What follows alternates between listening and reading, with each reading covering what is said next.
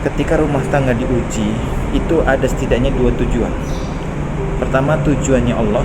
Yang kedua adalah tujuannya iblis. Kawan-kawan, ramai di dunia persilatan fenomena tentang perceraian, perselingkuhan, kemudian dikaitkan bagaimana dengan takdir dan jodoh. Jadi ketika rumah tangga diuji, itu ada setidaknya dua tujuan. Pertama, tujuannya Allah. Yang kedua adalah tujuannya iblis. Tujuan Allah adalah hendak menguatkan dan memberikan ilmu dan menaikkan derajat dari kualitas rumah tangga tersebut, setiap individunya, baik itu suaminya maupun istrinya. Tapi ketika suami dan istri pasangan ini gagal memahami, maka dia akan justru tidak berpihak pada tujuan Allah, tapi berpihak kepada tujuan iblis, yaitu ingin berpisah. Makanya saya pernah bilang, dan ini juga sudah saya konfirmasikan kepada guru-guru saya, bahwa sebenarnya tujuan dari Allah itulah yang hendak dicapai dengan mujahadah, dengan sabar, dengan syukur, dengan istiqomah, bertahan.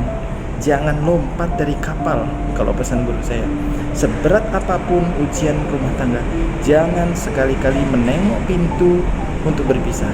Karena kalau sudah kamu tengok, maka setan akan melambai-lambai, menghiasi jalan menuju ke sana. Itu jalannya menjadi lebih indah daripada bertahan.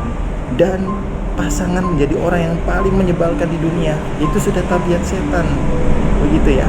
Maka jangan gagal faham dan juga jangan gagal fokus. Kalau fokusnya adalah menjaga, kemudian husnudzon sama Allah, maka Allah akan tolong, akan berikan jalan keluar dengan tetap dalam kondisi rumah tangga yang baik. Tapi kalau kita sudah melirik pintu perceraian, maka disitulah mulai banyak sekali godaan-godaannya, ya. Jadi bercerai itu bukan kehendak Allah. Bercerai itu adalah kehendak salah satu atau dua-duanya dari pasangan tersebut, kemudian diizinkan oleh Allah. Perkara itu diridhoi atau tidak, itu nanti kita lihat bagaimana proses bercerainya. Apakah terjadi kezoliman yang banyak, melukai banyak pihak, merugikan banyak pihak, sehingga mudaratnya lebih besar, atau sebaliknya, dengan bercerai itu kemudian justru tujuan maqasid syariah terpenuhi, menyelamatkan jiwa, menyelamatkan agama, menyelamatkan harta dan lain sebagainya. Jadi kompleks ya memang, tapi yang paling penting adalah yuk jujur kepada diri kita masing-masing, bahwa apa sih yang ada di niat hati kita dalam berumah tangga. Kalau memang lillahi ta'ala, maka Allah akan datangkan taufik. Ya, penjelasan Syed Qutb dalam tafsirnya Fidilalil Quran jelas.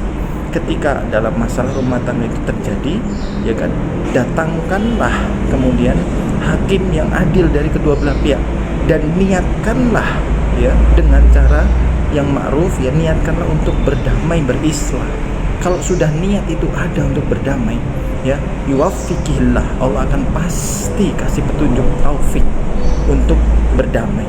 Tapi kalau salah satu atau keduanya tidak hadir niat yang islah, ada satu saja yang berniat untuk berpisah, entah niatnya apa, maka Allah juga akan tidak memberikan taufik, ya. Malah justru tujuan iblislah yang akan tercapai, yaitu membelah rumah tangga, memisahkan antara kedua suami dan istri, kedua belah pihak ini, gitu ya. Jadi semoga kita berhasil, ya, berjuang, ya, mempertahankan dan kemudian fokus kepada tujuan Allah, mengingat bahwa Allah hendak menaikkan derajat rumah tangga kita, hendak memberikan hadiah yang lebih besar, sakinah yang lebih tenang, ya kan, kemudian mawadah yang lebih membuncah, kemudian rahmah yang tumpah ruah, ya, sehingga kebaikan akan semakin besar. Allah hendak memberikan ilmu kepada pasangan ini agar lebih kokoh dalam membangun rumah tangga. Semoga seluruh keluarga Indonesia mampu melihat kejernihan tujuan Allah menguji ini. Jangan gagal paham, memahami Allah SWT bahwa semuanya baik, yaitu dalam konteks ketika kita sesuai dengan keinginan Allah. Tapi kalau kita memenuhi keinginan nahum adu mubin, musuh yang sudah dikelirkan oleh Allah, ya, kepada kita bahwa setan itu musuh, jadikan dia musuh.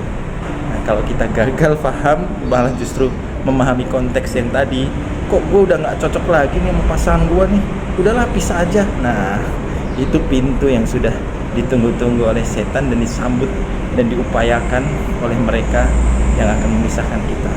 Semoga Allah lindungi keluarga kita semua.